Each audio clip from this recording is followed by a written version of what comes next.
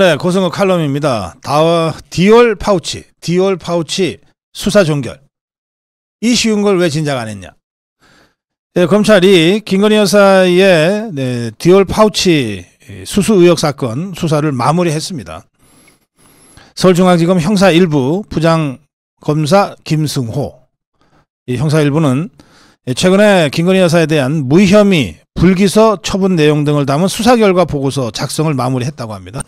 그리고 이것을 직속 상관이죠. 이창수 서울중앙지검장에게 수사 결과 보고를 마쳤다고 합니다. 그래서 이원석 검찰총장한테 수사 결과를 이창수 서울중앙지검장이 아마 서울중앙지검 형사1부 김승호 부장검사를 데리고 가서 대면 보고를 하게 될 것 같습니다.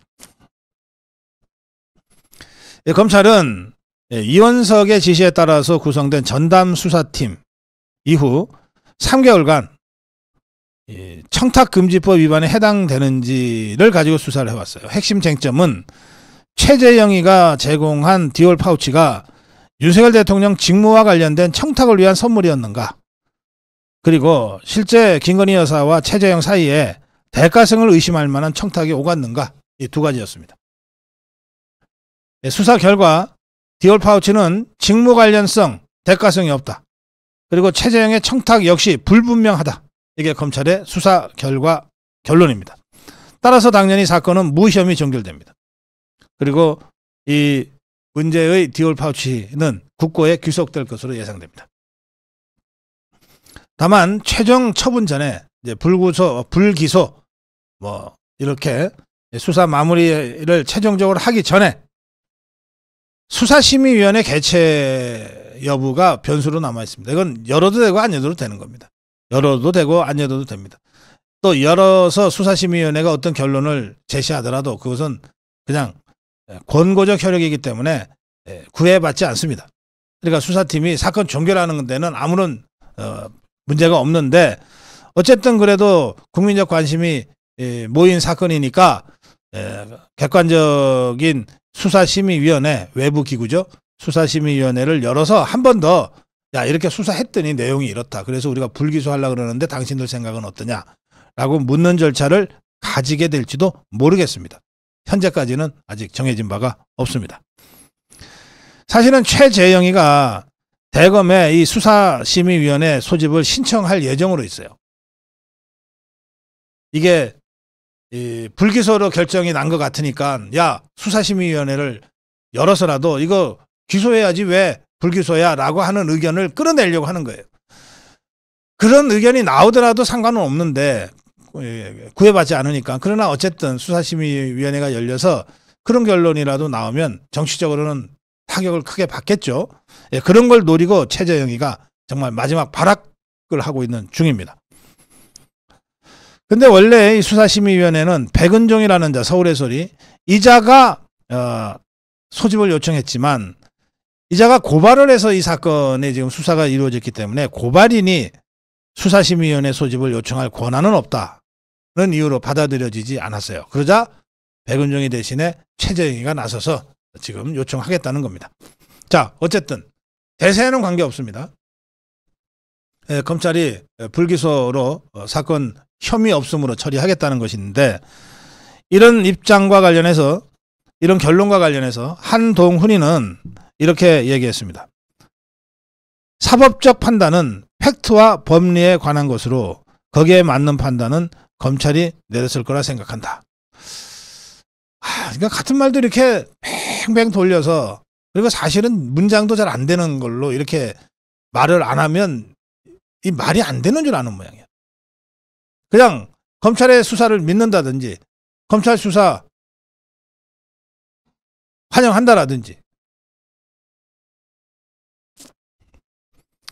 한동훈이는 기자들과 만나서, 기자들도 아주 짓궂고 얍삽하죠. 한동훈이한테 이렇게 물었어요. 검찰의 김건희 여사 무혐의 결론이 국민 눈높이에 맞는 결정이라고 생각하냐, 이렇게 물었어요. 일부러 이렇게 묻는 거예요, 기자들이.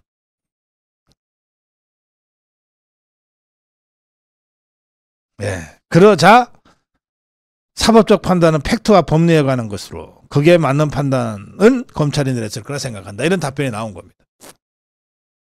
그러면서 말미에 한마디를 덧붙였는데 뭐라고 그랬냐? 상세히 보진 않았다 이랬어요.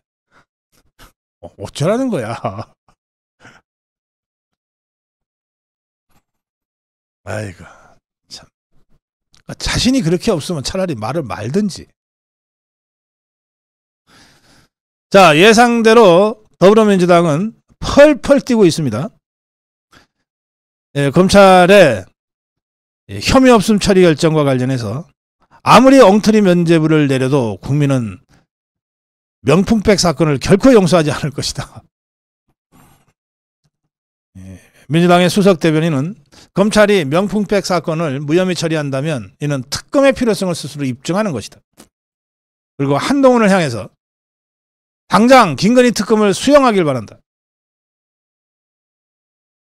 이게 좌파들이 보기에 그동안은 윤석열 대통령을 공격할 때 약한 고리가 김건희 여사라고 생각해서 맨날 김건희 여사를 정말 인격 살인하듯이 고문을 하고 압박을 했는데 그게 안 먹혔잖아요.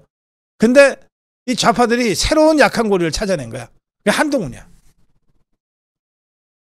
그러니까 무슨 일이 있어도 자꾸 한동훈이한테 가서 국민 눈높이 갖다 대는 거예요.